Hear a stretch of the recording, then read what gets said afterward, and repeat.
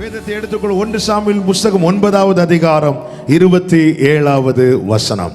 1 சாமுவேலின் புஸ்தகம் 9வது அதிகாரத்தின் 27வது வசனம். அவர்கள் பட்டணத்தின் கடைசி மட்டும் இறங்கி வந்தபோது சாமுவேல் சவுலை பார்த்து, வேலைக்காரன் நமக்கு முன்னே நடந்து போக சொல் என்றார். அப்படியே அவன் நடந்து போனான். இப்பொழுது நான் தேவனுடைய வார்த்தையை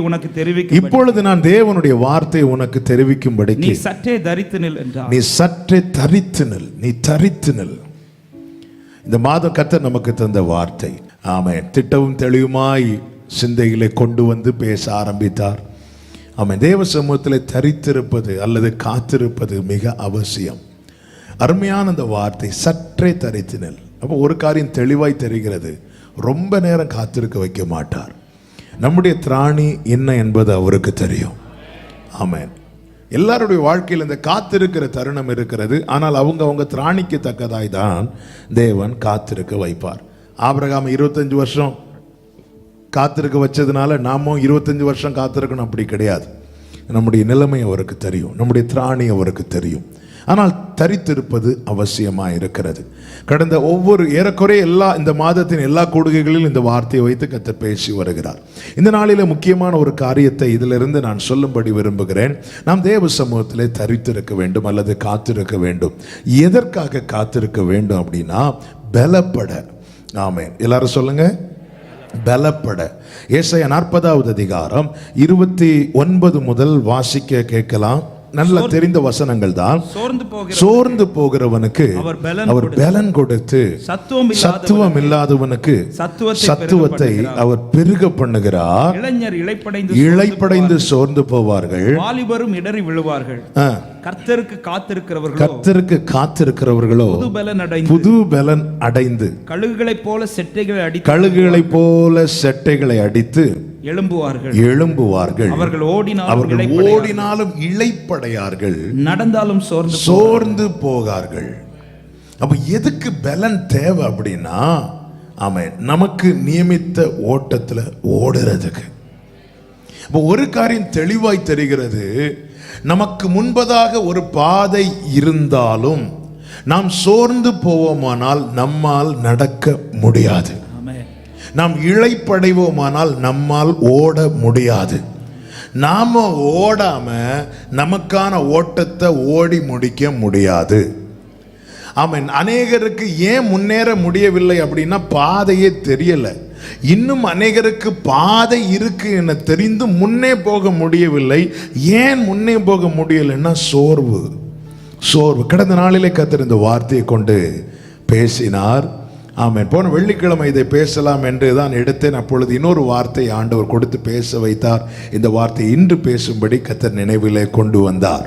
நல்ல கவனமாக கேளுங்க. இந்த சோர்வு இருந்துட்டுனாலே நமக்கு முன்னாடி பாதை இருந்தாலும் நம்மால் ஓட முடியாது, நம்மால் நடக்க முடியாது. ரட்சிக்கப்பட்ட பிரித்தெடுக்கப்பட்ட விசுவாச மார்க்கத்தார் அல்லது விசுவாச கூட்டத்தாருக்கு சொல்லப்படுகிற வார்த்தை என்ன? நமக்கு நியமித்த ஓட்டத்திலே பொறுமையோடு ஓடணும். இதுதான் நம்முடைய வேலையே. ஆமென். ஒரு தேவ பிள்ளையுடைய அல்லது ஒரு விசுவாசியினுடைய டியூட்டி என்ன அப்படின்னா, நியமித்த ஓட்டத்தில் ஓடணும். ஆமென், ஓடணும். பாஸ்டர் கேஸ் வில்சன் அவர்கள் அழகாய் ஒரு பாடலை பாடுகிற, ஓடுகிறேன் நான் ஓடுகிறேன் என் நேசருக்காய் நான் ஓடுகிறேன் நான் ஓடுகிறேன் பரமழைப்பின் பந்தய பொருளுக்காய் நான் இலக்கை நோக்கி ஓடுகிறேன். ஓ பரமழைப்பின் பந்தய பொருளுக்காய் நான் இலக்கை நோக்கி ஓடுகிறேன். நமக்கான நன்மையை தேவன் முன்வைத்திருக்கிறார். இம்மைக்குரியவைகளும் மறுமைக்குரியவைகளும். இதெல்லாம் எப்படி சுதந்தரிக்கணும் அப்படின்னா, நமக்கான ஓட்டத்தில் ஓடினால்தான் சுதந்தரிக்க முடியும். எனவே தான் கலாத்தியர் 6 இருக்கிறது, நாம் தளர்ந்து போகாதிருந்தால் ஏற்ற காலத்தில் அறுப்போம். தளர்ந்துடக்கூடாது, சோர்ந்து போயிடக்கூடாது. இந்த நாளிலே கர்த்தர் உற்சாகப்படுத்த விரும்புகிறார். இளைஞர்கள் இளைப்படைவார்களாம், வாலிபர்கள் சோர்ந்து போவார்களாம். இதன் அர்த்தம் என்ன தெரியுமா? சோர்வு என்பது ஒரு முதியவரை மட்டுமல்ல, சோர்வு என்பது எந்த மனிதனையும் பிடிக்கும். சோர்வு என்பது யாரையும் பிடிக்கும். எலியாவை பிடித்தது. வேதத்தில் நாம் பார்க்கிற அநேக பரிசுத்தவான்கள், விசுவாச வீரர்கள் எல்லாரையும் பிடித்தது. ஆமென். சோர்வு சத்துருவின் ஆயுதங்களில் முக்கியமான ஆயுதமானது ஒன்றுதான் சோர்வு. சோர்வை உண்டு பண்ணுகிறது. எனவே தான் வேதம் சொல்கிறது, காத்திருக்கிறவர்களுக்கு அவர் ஒரு பலத்தை கொடுக்கிறார். அந்த பலன் எப்படிப்பட்ட பலன் தெரியுமா? உன்னை சோர்வடைய விடாத பலன், உன்னை இளைப்படைய விடாத பலன், உன்னை எழும்பி பறக்க பண்ணுகிற பலன், உன்னை ஓட வைக்கிற பலன். ஆமென். சொல்லுங்க பார்க்கலாம். கர்த்தர் நல்ல. இந்த நாளிலே நமக்கு இந்த பலன் தேவை. ஆமென். யார் வாழ்க்கையிலே இன்னும் ஓட வேண்டி இருக்கிறதோ அவங்களுக்கு எதிராக தான் சத்துரு இப்படிப்பட்ட ஆயுதத்தை தொடுப்பான். அதிகமாய் உங்களை சோர்வுக்குள்ளாக்குகிற காரியங்கள் உங்களை சுற்றி நடக்கும் போது அல்லது உங்களை வந்து தாக்கும் போது ஒன்றை புரிந்து கொள்ளுங்கள். என்ன புரிந்து கொள்ள வேண்டும்? எனக்கு முன்னே ஒரு ஓட்டம் இருக்கிறது. ஆமென். இன்னும் புரியும்படி சொல்லணும்னா, யார் வாழ்க்கையிலே தேவ திட்டம் பெரிதா இருக்கிறதோ அவங்கள தான் சத்துருவானவன் டார்கெட் பண்ணுவான். இந்த வார்த்தையை நல்ல மனசுல பதிய வச்சிருங்க. யார் வாழ்க்கையில தேவ திட்டம் பெரிதா இருக்கிறதோ அவர்களை தான், இன்னும் சொல்லணும்னா அவங்கள மட்டும்தான் சத்துரு டார்கெட் பண்ணுவான். ஏன்னா அவனுக்கு தெரியும் அவனுக்கு கொஞ்ச காலம் தான் இருக்குன்னு. அதனால அவன் நேரத்தை வீணாக்க மாட்டான். அவனுக்கு நேரம் போக்குறதுக்கு அவனுக்கு டைமே இல்லை. ஆமே. ஆக்சுவலாக நமக்கும் டைம் இல்லை. ஆனாலும் என்ன எப்படி டைம் போறதுன்னு சில சொல்லுவாங்க, போர் அடிக்குது. என்ன போர் அடிக்குது? காலம் என்ன என்பது நமக்கு தெரிய வந்துட்டுனா போர் அடிக்காது. ஒவ்வொரு செகண்டுமே நமக்கு ப்ரெஷியஸ். நமக்கு தெரியாததுனால நம்ம நிறைய நேரத்தை சும்மா வீணாக்கிட்டு இருக்கிறோம். தெரியாததுனால சும்மா ஆமென் பிரயோஜனமற்ற காரியங்களுக்காக நேரத்தை செலவழிச்சிட்டு இருக்கிறோம். அவனுக்கு தெரியுது. வெளிப்படுத்தின விசேஷத்தில் சொல்லப்பட்டிருக்கிறது, தனக்கு கொஞ்ச காலம் உண்டு என்பதை அறிந்து. எனவே தான் அவனுடைய டார்கெட்லாம் யார் மேல இருக்கும் அப்படின்னா நிற்கிறவன் மேல. அவனுடைய டார்கெட்லாம் யார் மேல இருக்கும்னா நித்தியத்தை நோக்கி புறப்படுகிறவன் மேல. ஆமென். கட்டு அவிழ்க்கப்பட்ட கழுதைக்காக பேசுறதுக்கு 4 பேர் வந்துருவாங்க. ஆனாலும் இப்படி இது ஒரு கட்டி வச்சிருக்கீங்க கேட்கறதுக்கு யாரும் வர மாட்டாங்க. கட்டவிழ்க்கப்பட்டவங்களுக்காக பேச வருவாங்க. கிறிஸ்துவுக்கு நேராய் நம்முடைய பாதை திரும்பும் போது அல்லது நம்முடைய வாழ்க்கை காலடிகள் திரும்பும் போது, நமக்கு நியமித்த ஓட்டத்தில் நாம் ஓடும் போது சத்துரு என்ன செய்ய பார்ப்பான் என்றால் நம்மை சோர்வுக்குள்ளாக்க பார்ப்பான். இவனை சோர்ந்து போக பண்ணினா இவனால ஓட முடியாது. இவனால ஓட முடியலைன்னா இவனால ஓட்டத்தை ஓடி முடிக்க முடியாது. இவனால ஓட்டத்தை ஓடி முடிக்க முடியலைன்னா இவனால நித்தியத்தை சுதந்திரிக்க முடியாது. இதுதான் நம்முடைய நோக்கம். தனக்கு கிடைக்காதது வேற யாருக்கும் கிடைக்க கூடாது என்கிற எண்ணம் உடையவன் தான் தள்ளப்பட்ட சாத்தானாகிய வலு சர்ப்பமாகிய பிசாசானவன் லூசிஃபர். அவனுடைய எண்ணமே என்ன அப்படின்னா, தனக்கு கிடைக்காதது இன்னொரு ஆளுக்கு கிடைக்க கூடாது. இப்படிப்பட்ட எண்ணம் யாருக்குள்ளும் இருக்கக்கூடாது. ஆமென். அது யாருக்கு எண்ணம்?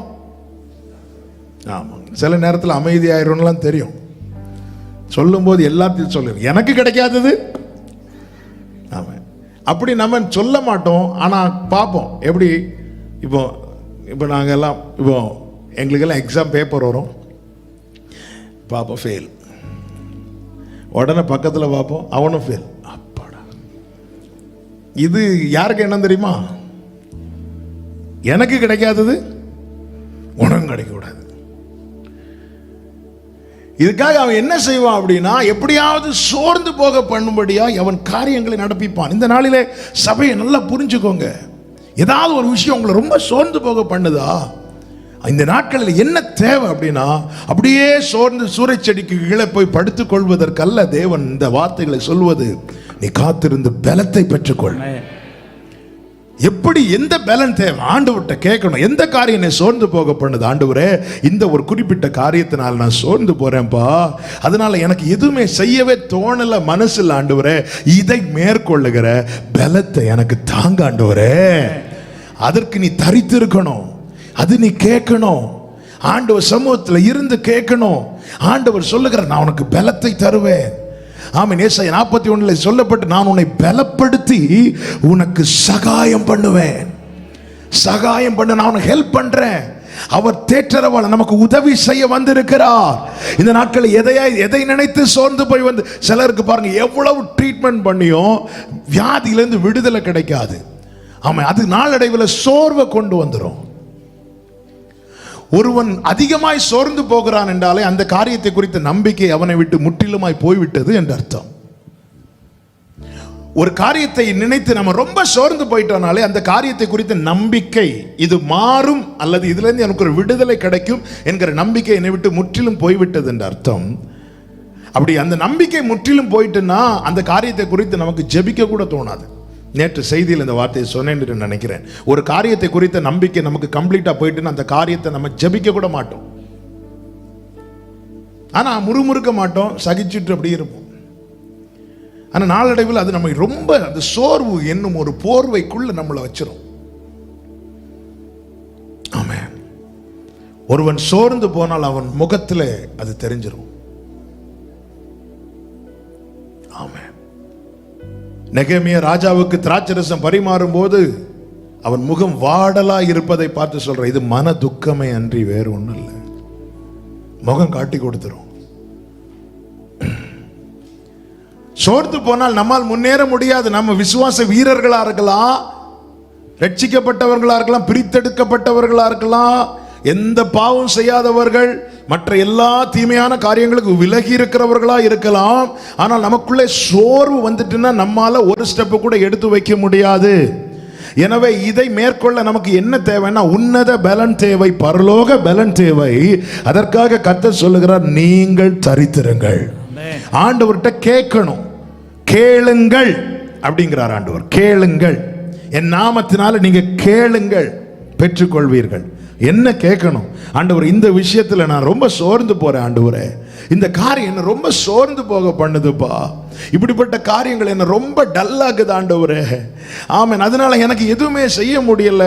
ஈவன் பிரேயர் டைமை கூட நான் யோசித்துட்டு தான் இருக்கிறேனே அண்டி என்னால ஜெபிக்க கூட முடியல. எனவே இதை மேற்கொள்ளுகிற பலத்தை எனக்கு தாங்கப்பான்னு சொல்லி ஆண்டவர்கிட்ட அந்த பலனை கேட்கணும். அவர் பலன் தருகிறவர். அவர் இளைப்படைவதும் இல்லை, அவர் சோர்ந்து போவதும் இல்லை. மாறாக அவர் என்ன செய்கிறார்? சோர்ந்து போகிறவனுக்கு பலத்தை கொடுக்கிறார். சோர்ந்து போகிற எல்லாருக்கும் பலத்தை கொடுப்பாரான்னு கேட்டா அதுவும் இல்லை. அதுக்கு தான் அடுத்த வசனங்கள்ல தெளிவா இருக்கு. காத்திருக்கிறாங்க தெரியுமா? சோர்ந்து போறவங்களை யார் யார் காத்திருக்கிறாங்களோ அவங்களுக்கு பலத்தை கொடுக்கிறார். இந்த நாட்களில் பலம் அடைந்து ஓட வேண்டியது அவசியமா இருக்கிறது. எரேமியாவை கொண்டு கர்த்தர் ஜனங்களுக்கு தீர்க்க தரிசனமாய் எழுதின வார்த்தை என்ன? எரேமியா 12வது அதிகாரம் அதனுடைய 5வது வசனம். எரேமியா 12:5 வாசியுங்கள். நீ காலாட்களோட ஓடும்போது, நீ காலாட்களோட ஓடும்போது இளைக்க பண்ணினார்களானால், உன்னை இளைக்க பண்ணினார்களானால் குதிரைகளோடு எப்படி சேர்ந்து ஓடுவாய்? காலாட்களோடு ஓடும் போதே நீ சோர்ந்துட்டேன்னா நாளைக்கு உனக்கு நான் எங்க ஓட்டத்தை வச்சிருக்கிறேன் தெரியுமா? குதிரை கூட. இன்னாண்டவரே வார்த்தை இது. ரொம்ப சோர்ந்துட்டியாப்பா, சரிப்பா உன்னை ஓட விடலப்பா, இப்படி இல்லாண்டவரை நீங்க பேசி இருக்கணும். ஹல்லேலூயா. நான் ஏற்கனவே சொன்ன வார்த்தையை ரிப்பீட் பண்றேன். ஒருவன் வாழ்க்கையில தேவ திட்டம் பெரிதா இருக்குமானால் சில பாதையில் அவர் ஓட விட்டு தான் செய்வார். ஓட விடுவார். காலாட்களோடு ஓடும் போது டயர்ட் ஆயிட்டோம். சில பிரச்சனையில டயர்ட் ஆயாச்சு. ஆண்டவர் முடியல, எதுக்கு மேல தாங்க. ஆண்டவர் தட்டி சொல்ற, நாளை குதிரை கூட நீ ஓடணும். ஆண்டவர் வேண்டாம், போதும் ஆண்டவரே. எலியாவை மாதிரி போதும் ஆண்டவரே, என் பிதாக்களை பார்க்கல, நான் நல்லவன் நல்ல என்னை எடுத்துக்கொள்ளும். அதன் அர்த்தம் என்னால ஓட முடியாது. நல்ல கவனிங்க. நமக்கு நியமித்த ஓட்டத்தில் நம்மால ஓட முடியாதுன்னு சொல்லவே கூடாது. எனக்கான பாதையில் வேற யாருக்கும் ஓட முடியாது. எனக்கான பாதையில் என்னால மட்டும்தான் ஓட முடியும். அதே போலதான் உங்களுக்கென்று நியமித்த பாதையில் வேற யாருக்கும் ஓட முடியாது. உங்களுக்கு மட்டும்தான் ஓட முடியும். அதனாலதான் அவங்களுக்கு இந்த இப்ப எனக்குன்னு ஒரு பாதையை போட்டிருக்கிறார். அந்த பாதையில ஓடுறதுக்கு எனக்கு என்ன தேவையோ அதை எனக்கு தந்து கொண்டே இருக்கிறார். தந்து கொண்டே இருப்பார். என்னால் அது ஓட முடியாதுன்னு சொல்லக்கூடாது. எனக்கான பாதையை நான் தள்ளுவேன் என்றால் இந்த பாதையை நியமித்தவரை நான் தள்ளுகிறேன் என்ற அர்த்தம். ஒரு நாளும் சொல்லக்கூடாது. சங்கீதக்காரனுக்கு ஆரம்பத்தில் புரியல. ஆண்டவரே, என் இடுப்பு மேல பாரத்தை ஏற்றுறீங்க, மனுஷர்களை எங்கள் தலையின் மேல ஏறி போக பண்றீங்க. அதோட விட்டாரா? இல்ல, தீயையும் தண்ணீரையும். என்னாண்டவரே, முதல்ல இடுப்பு மேல பாரத்தை ஏற்றினதுமே நான் முறிஞ்சிட்டேன், நான் சோர்ந்து போயிட்டேன். ஆனா அதோட விட்டீங்களா ஆண்டவரே? இல்ல, அதுக்கு மேல மனுஷரை தலையின் மேல ஏறி போக பண்றீங்க. நிறைய பேருக்கு கீழே வச்சிட்டீங்க. என்ன, நிறைய பேர் ஈஸியா ஏறி போறாங்க ஆண்டவரே, என்னவும் பேசுறாங்க ஆண்டவரே. அதோட விட்டீங்களா? இல்ல, தீயை, ஆமென், தண்ணீரை. ஆனா ஒண்ணு தெரியும், எதுலையுமே விடல. அவருக்கு தெரியும், இவனை விட்டா இவன் சோர்ந்துடுவான். விடாம கடந்து வந்த பாதைகளை திரும்பி பாருங்கள். இந்த அனுபவங்கள் சந்தித்த அநேகர் இருக்கலாம். ஏதாவது ஒன்றில் விட்டு இருந்தால் கூட இன்னைக்கு நாம இல்ல, ஒன்னிலையும் விடல. ஏன்? நீ செல்ல வேண்டிய தூரம் வெகு தூரம். ஹalleluya.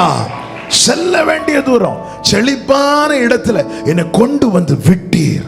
ஆமென், ஆமென். நீ காலாட்களோட ஓடும் போதே சோர்ந்து போவாய், ஆனால் குதிரையோடு எப்படி ஓடுவ? உன்னை வைத்து என் திட்டம் பெருசுப்பா. அதன் அர்த்தம் என்ன? நீ ஓடு, இதை நீ கடந்து போவாய். குதிரையோடு ஓடின ஒருவனை சொல்லுங்கள் பைபிள்ல இருந்து. குதிரை கூட ஓடினவர் எலியா. ஓகே, அடுத்த வார்த்தை. குதிரை கூட ஓடினாரா? குதிரைக்கு பின்னாடி இருந்தாரா? குதிரைக்கு முன்னாடி இருந்தாரா? குதிரைக்கு முன்னாடி. அப்போ ஒரு காரியம் தெரியுது, ஒரு காரியத்துல தேவன் நம்மை அனுமதிக்கிறார் என்றால், அல்லது தேவன் நம்மை ஓட விடுகிறார் என்றால், நம்மை அதை கடந்து போக பண்ணதான் அவருடைய சித்தமே தவிர அதுல அமிழ்ந்து போக பண்ணுவது அல்ல. குதிரைக்கு முன்னாடி காலாட்களோடு நீ ஓட விடுறாருன்னா ஒன்றை மனதில் நிர்ணயித்துக்கொள். என்ன? இதை நான் கடப்பேன். நாளைக்கு குதிரை கூட ஓட விடுறாரா? இதை மனசுல நிர்ணயிக்கணும். என்ன? இதை நான் தாண்டுவேன். உம்மாலே நான் ஒரு மதிலை தாண்டுவேன், உம்மாலே நான் சேனைக்குள் பாய்வேன். மனதில். ஏன்னா இந்த பாதையை நான் எனக்கு நியமிக்கவில்லை. இந்த பாதையை என்னை தெரிந்தெடுத்தவர் பூமியின் கடையாந்தரத்தில் இருந்து என்னை அழைத்து, ஆமென், என்னை அழைத்து கொண்டு வந்து, நீ என் தாசன், நான் உன்னை தெரிந்து கொண்டேன், நான் உன்னை வெறுத்து விடவில்லை என்று சொன்னவர் எனக்கு நியமித்த பாதை. தேவன் சில நேரத்தில் ஆமென் நம்மை இன்னாண்டவர் குதிரை கூட ஓட விடுறீங்க. ஆமென். 1 ராஜாக்கள் 18 கடைசி நினைக்கிறேன், எடுக்க வேண்டாம், அதில் சொல்லப்பட்டிருக்கிறது, கர்த்தருடைய கை எலியாவின் மேல் இருந்ததுனால அவன் நிறைய கட்டி கொண்டு இஸ்ரேலுக்கு. நீங்க அதுக்கு முன்னாடி எங்க இருப்பார்னா, கர்மேல் பர்வதத்தில் உச்சியில இருப்பார். ஒரு மலையில ஏறி மலையிலிருந்து இறங்கி ரதத்துக்கு முன்னாடி ஓடுறார். என்ன பலங்க! ஆமென். நீங்க ரதத்துக்கு முன்னாடி எல்லாம் ஓட வேண்டாம். இங்க இருந்து நம்ம சர்ச்சு இந்த தெருக்கு நேர கீழே போனீங்கன்னா ஒரு மலை இருக்கும். சும்மா ஏறிட்டு இறங்கிட்டு நடந்து பாருங்க.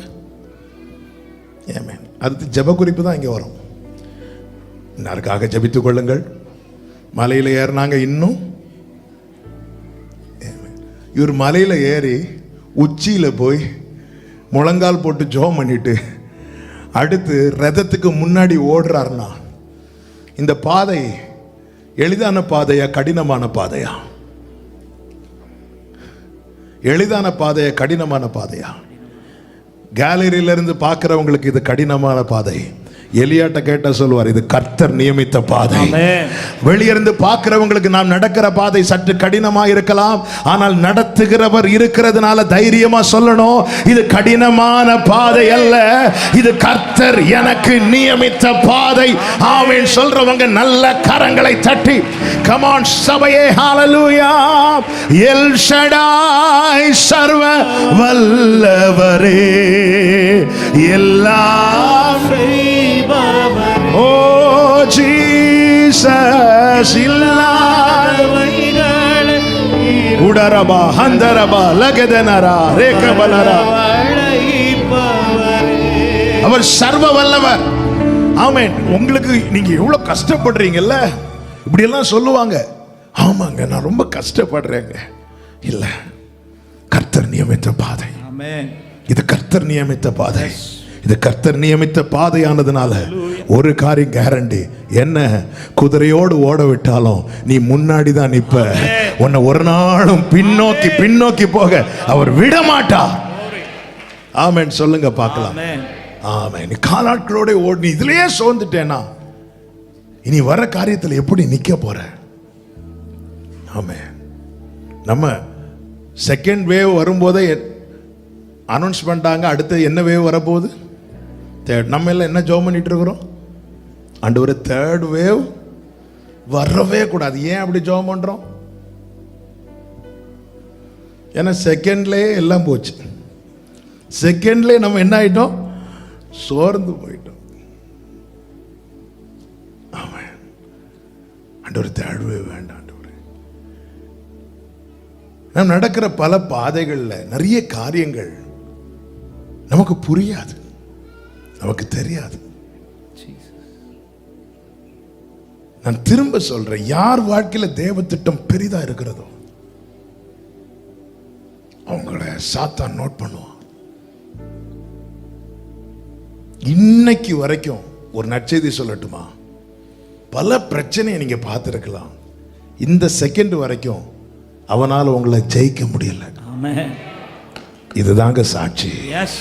இதுதான் சாட்சி. இதுதான் சாட்சி. இந்த செகண்ட் வரைக்கும் ஏன் ஜெயிக்க முடியல? உலகத்தில் இருப்பவனிலும் எனக்குள்ளே இருக்கிறவர் பெரியவர். அப்படி அவன் ஜெயிச்சிருந்தானா, திருடன் எதுக்கு வருகிறான்? கொல்ல. ஜெயிச்சிருந்தானா அழிச்சிருப்பான், இல்லாமல் போக பண்ணி இருப்பான். இல்ல, நீ ஓடணும். ஆமென். ஆண்டவர் மோசைக்கு தரிசனமாகிறார். முச்சடியில எழுந்தருளி மோசையோடு பேசுகிறார். நிறைய பேசுகிறார். 40 வயது வரைக்கும் மோசே எகிப்தில் இருக்கிறான். அடுத்த 40 வருஷம் வனாந்திரத்தில் இருக்கிறான். இப்பொழுது கர்த்தர் மோசே கிட்ட பேசுகிறார், தரிசனமாகிறார். ஒரு எடுத்ததுமே அற்புதத்தை தான் காட்டி கொடுக்கிறார். முச்செடி பற்றி எரிகிறது, அது வெந்து போகாம இருக்கிறது. எடுத்ததும் அதிசயத்தை காட்டி கொடுக்கிறார். மோசே கிட்ட பேச ஆரம்பிக்கிறார். பெயர் சொல்லி அழைத்து பேசுறார். மோசே, நான் உன்னை எகிப்துக்கு அனுப்ப போறேன். இப்போ மோசைக்கு எஸ்கேப் ஆகணும். ஏன் எஸ்கேப் ஆகணும்னு மோசே ஏன் போக விரும்பலைங்கிறத நான் அடுத்து சொல்றேன். இப்போ மோசே அதற்காக என்ன செய்கிறான் அப்படின்னா, போகாம இருக்க என்னெல்லாம் சொல்லணுமோ அதையெல்லாம் சொல்லி பார்க்கிறான். கர்த்தர் பொறுமையா ஒவ்வொன்றுக்கும் ஆன்சர் பண்றார். முதல்ல மோசே என்ன சொல்றார் ஆண்டவர்கிட்ட? 11வது வசனத்துல, ஆமென், அதனுடைய கடைசி லைனை வாசிங்க. 3:11 யாத்திராகமம் 3:11. இஸ்ரவேல் புத்திரரை எகிப்திலிருந்து அழைத்து வரவும் நான் எம்மாத்திரம் என்றான். முதல் ஆண்டவரே, நான் எல்லாம் எப்படி ஆண்டவரே? நான் எம்மாத்திரம் ஆண்டவரே? ஆண்டவர் சொல்லிட்டார், நான் உன் கூட இருப்பேன்பா, நீ தான் அழைச்சிட்டு வர போற. அதுக்கு ஆன்சர் கொடுக்கிறார். மோசைக்கு எப்படியும் போகக்கூடாது. அடுத்த வார்த்தை கேட்குறான் பாருங்க, 13 கடைசியில், ஆண்டவர் உங்க நாமம் என்னன்னு கேட்டா நான் என்ன சொல்லுவேன்? எனக்கு சொல்ல தெரியாது, உங்க நாமத்தை சொல்ல தெரியாது. அதுக்கும் ஆன்சர் ஆண்டவர் ரிப்ளை பண்றார். ஆமா, நான் இருக்கிறவராகவே இருக்கிறேன். சரி மோசே, அது கூட உனக்கு சொல்ல தெரியலனாலும் பரவாயில்ல, ஆபிரகாம் ஈசாக் யாக்கோபுடைய தேவன் சொல்ல, அது உனக்கு தெரியும்ல. அதுக்கும் ரிப்ளை பண்ணி. இப்போ மோசே பார்க்க என்ன கொடுத்தாலும் ஆண்டவர். ஆமென். அடுத்து மெதுவா ஆண்டவர்கிட்ட சொல்லுகிற 4:1, ஆண்டவரே அவங்க என்ன நம்ப மாட்டாங்களே ஆண்டவரே. உடனே ஆண்டவர் சொல்ல, அது எப்படி நம்பாம போவாங்க? உன் கையில் என்ன இருக்கு? கோல், அதை கீழே போடு. அடையாளத்தை காட்டி கொடுக்கிறார். இப்போ என்ன கேட்க ஆண்டவர்கிட்ட? 10வது வசனத்தில் திருப்பி அடுத்த வார்த்தை கேட்கிறான், ஆண்டவரே நீங்க பாக்குறீங்கல்ல, நான் திக்கு வாயனா இருக்கிறேன், நான் திக்கு வாயனா இருக்கிறேன். ஆண்டவர் சொல்ற, நான் உன் வாயோட இருப்பேன். அவன் போகாம இருக்கிறதுக்கு அவன் என்னெல்லாமோ சொல்லி பார்க்கிறான். எல்லாத்துக்கும் பதில் கொடுக்கிறார். ஏன்னா அவன் மனசுக்குள்ள என்ன இருக்குன்னு அவருக்கு தெரியும். அவன் மனசுக்குள்ள என்ன இருக்குன்னு அவருக்கு தெரியும். அவன் கேட்ட ஆமாம் இல்ல மோசே, கரெக்டு தானே, நீ திக்குவாயினா இருக்கல, நான் தெரியாம அப்படி எதுவுமே சொல்லல. எல்லாத்துக்கும் சரியான ரிப்ளை கொடுக்கப்படுகிறது, சரியான பதில் கொடுக்கப்படுகிறது. இவ்வளோ கேட்டுட்டு மோசே சொல்றாரு 13வது வசனம், ஆண்டவரே நீர் அனுப்ப சித்தமாய் ஆண்டவரே யாரையாகிலும் நீர் அனுப்ப சித்தமாய் இருக்கிற யாரையாகிலும் அனுப்பும் என்று இதை ஃபர்ஸ்ட் சொல்லி இருக்கணும். ஆனா அவனுக்கு தெளிவான பதில் கிடைத்த பிறகும், அற்புதங்கள் அடையாளம் காண்பிக்கப்பட்ட பிறகும் அவனுக்கு போக மனமில்லை. அவன் போக மாட்டேன் என்கிறான், வேற யாரையாவது அனுப்பும் என்கிறான். காரணம் என்ன? காரணம் ஒன்றுதான், சோர்வு. இந்த காரணத்தை அறியணும்னா இதுக்கு முன்னாடி எகிப்திலிருந்து வர காரணம் என்ன என்பதை அறியணும். அது இன்னும் டீட்டெயிலா அப்போஸ்தலர் 7வது அதிகாரத்தில் சொல்லப்பட்டிருக்கிறது. அப்போஸ்தலர் 7வது அதிகாரம் அதனுடைய 23 முதல் வாசியுங்கள். அவனுக்கு 40 வயது, மோசேக்கு 40 வயதான போது இஸ்ரவேல் புத்திரராகிய தன்னுடைய சகோதரரை கண்டு சந்திக்கும்படி அவனுடைய இருதயத்தில் எண்ணம் உண்டாயிற்று. அப்பொழுது அவர்களில் ஒருவன் அநியாயமாய் நடத்தப்படுகிறது அவன் கண்டு. முதல்ல அவன் இருதயத்தில் எண்ணம் என்ன எண்ணம் அப்படின்னா, என் சகோதரர்களுக்கு நன்மை செய்யணும். சும்மா கடமைக்கு செய்யறவங்க உண்டுங்க. சரி, சகோதரனா பிறந்துட்டான் அல்லது சொந்தக்காரங்கள் ஆயிட்டாங்க, சரி ஏதாவது செய்வோம், இப்படி கடமைக்கு செய்யறவங்க உண்டு. அப்படி செய்யறத அவங்க அங்கீகரிக்காட்டா என்ன செய்வோம், நல்ல வேலை நான் தப்பிச்சிட்டேன் இப்படி சொல்லுவாங்க. ஆனா மனசார செய்யறவங்க உண்டு. ஒருத்தங்களுக்கு நல்லது செய்யணும்னு மனசார செய்யறவங்க உண்டு. அப்படி செய்தவன் தான் மோசே. அவன் இருதயத்தில் எண்ணம் உண்டாயிற்று. அவன் எகிப்திலே அரண்மனையிலே நல்ல நிலையில் வளர்க்கப்பட்டாலும் தன் ஜனம் அவன் கஷ்டப்படுறது அவனால பார்க்க முடியல, அவனால சகிக்க முடியல. அப்போ தன் மனதில் மனப்பூர்வமாய் ஹெல்ப் பண்ண போறான். அடுத்த வசனத்தில் சொல்லப்பட்டிருக்கிறது அவன் நியாயம் செய்தான் என்று. அதற்கு அடுத்த வசனம் 25 சொல்லப்பட்டிருக்கிறது அவர்களோ அதை அறியவில்லை. மாறாக என்ன செய்தார்கள், அவனை நிராகரிக்கிறாங்க. அவன் உண்மையாதான், உனக்கெல்லாம் என்னப்பா, நீ அரண்மனையில் வளர்ற பையன், எங்களுக்கு நியாயம் செய்ய வந்துட்டான் பெருசா. மோசே பார்க்கிறான், நான் மனசார தானே அவங்களுக்கு ஹெல்ப் பண்ண வந்தேன், இவங்களுக்கு நான் உண்மையா நல்லா இருக்கணும், இவங்க நல்லா இருக்கணும் தானே நான் இவங்களுக்கு உதவும்படி வந்தேன். ஆனா என்ன இப்படி பேசுறாங்களே, இப்படி தள்ளுறாங்களே. இதற்கு மேல் அவனால் அங்க நிற்க மனமில்லை. அவன் அந்த உறவுகளை விட்டு, அந்த சொந்தங்களை விட்டு, நான் யாரும் இல்லாத இடத்துக்கு தனியா போயிடுறேன், இந்த சவகாசமே எனக்கு வேண்டாம், இந்த தொடர்பே எனக்கு வேண்டான்னு சொல்லி 40 வருஷம் தள்ளி வனாந்தரத்தில் இருக்கிறான். ஏன்னா மனசார நாம் ஒருத்தங்களுக்கு உதவ போகும்போது அதை அவங்க சரியா புரிஞ்சிக்காம நம்மை காயப்படுத்தும்படியா ஏதாவது பேசிட்டாங்கன்னா அந்த காயம் அவ்வளவு எளிதில் ஆறாது. பிரசங்கம் பண்றதுல ரொம்ப ஈஸி, அந்த காயம் அதை நினைக்க நினைக்க சோர்வு கொண்டு வேண்டாம், நான் எதுலையும் தலை போடல, நான் உண்டு, என் வேலை உண்டு. சிலர் நான் உண்டு என் வேலை உண்டு என்று இருக்க காரணம் என்னன்னு கேட்டு பாருங்க. ஏதாவது ஒரு காயம் மனது அளவில் பயங்கர ஆழமா இறங்கி இருக்கும். 40 வருஷம் எகிப்தில் இருக்கிறான், 40 வருஷம் வனாந்திரத்தில் இருக்கிறான். இப்பொழுது மோசைக்கு வயசு 80. மோசை தான் சங்கீதம் 90 எழுதுறார். மனுஷனுடைய ஆயுசு நாட்கள் 70, பலத்தின் மிகுதியினால் 80. இப்ப மோசைக்கு வயசு 80. அப்ப இப்ப என்னதான் நடக்கணும்?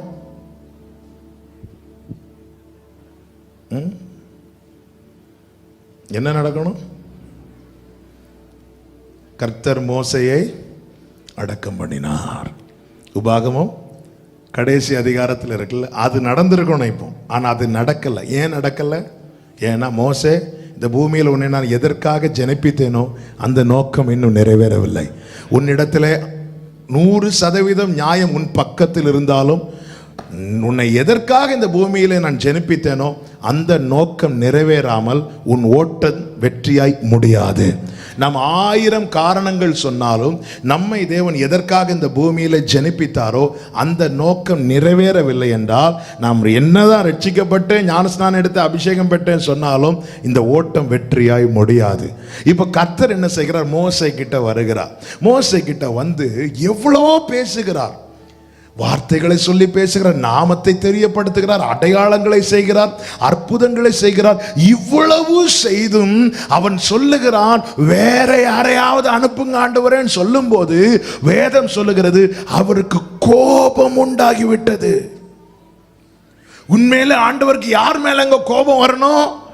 இந்த மோசே ஒரு நல்லது செய்யணும்னு போன இடத்துல மோசையை தள்ளுனாங்களே, மோசே வேண்டான்னு சொன்னாங்களே, அவங்க மேலதானங்க கோபம் வந்திருக்கணும். ஆனா கர்த்தருக்கு கோபம் மோசேக்கு மேல வந்துச்சு. என கேட்கிற சபையே, சோர்வுக்கு நீ முழுமையா இடம் கொடுப்பாயானால் அந்த சோர்வின் நிமித்தம் தேவ கோபத்துக்கு உள்ளாவதற்கு வாய்ப்பு இருக்கிறது என்பதை இந்த மாலை வேளையிலே பரிசுத்த ஆவியானவர் எச்சரிக்கிறார். ஆமென். கோபம் வந்துட்டு, ஆனால் அவர் அடக்கி வைக்கிறார். ஏன்னா ஏற்கனவே பாதிக்கப்பட்டிருக்கிறான். வேதம் சொல்லுங்க, நான் என்றைக்கும் கோபப்பட மாட்டேன், ஏன்னா என் பிள்ளைங்க சோர்ந்து போயிடுவாங்க. உடனே ஆண்டவர் என்ன தெரியுமா செய்ய விரும்புகிறார்? இவனை உற்சாகப்படுத்தணும். என்ன செய்யணும்? அந்த கூட்டத்திலிருந்து ஒரு பிரதானமானவன், முக்கியமானவன், இவனுடைய மூத்த சகோதரன். ஆண்டவர் சொல்ற, நான் ஆரோனை அனுப்புறேன். அந்த வசனத்தை வாசிங்க. 4வது அதிகாரம் 14வது வசனம். அப்பொழுது கர்த்தர் மோசேயின் மேல் கோபம் கொண்டவராகி, லேவியனாகிய ஆரோன் உன் சகோதரன் அல்லவா? ஆரோன் உன் சகோதரன் அல்லவா? அவன் நன்றாய் பேசுகிறவன் என்று அறிவேன். அவன் உன்னை சந்திக்க புறப்பட்டு வருகிறான். உன்னை காணும்போது அவன் இருதயம் மகிழும். ஆமென். இப்போ ஆரோனை அனுப்பி மோசேயை உற்சாகப்படுத்துகிறார். எதற்கு? நியமித்த ஓட்டத்தில் ஓட வைக்க. முச்சடியில் எழுந்தருளினவருக்கு முன்பாக மோசே நிற்கிறான். அந்த மோசேயை கர்த்தர் உற்சாகப்படுத்தி அனுப்புகிறார். என்னை ரொம்ப பலப்பட, காலையில் பேசும்போது இந்த வார்த்தை என்னை ரொம்ப பலப்படுத்துச்சு. ஆண்டவர் என்ன சொல்லுகிறார் மோசே கிட்ட? ஆரோன் இதோ வருகிறான். ஆரோன் உன்னை சந்திக்க புறப்பட்டு வருகிறான். இப்ப என்னுடைய கேள்வி, பைபிள் பார்க்காம சொல்லுங்க, ஆரோன் புறப்பட்டுட்டானா? ஆரோன் எவ்வளவு தூரம் வந்திருப்பான் ஆண்டவர் இந்த வார்த்தையை சொல்லும் போது?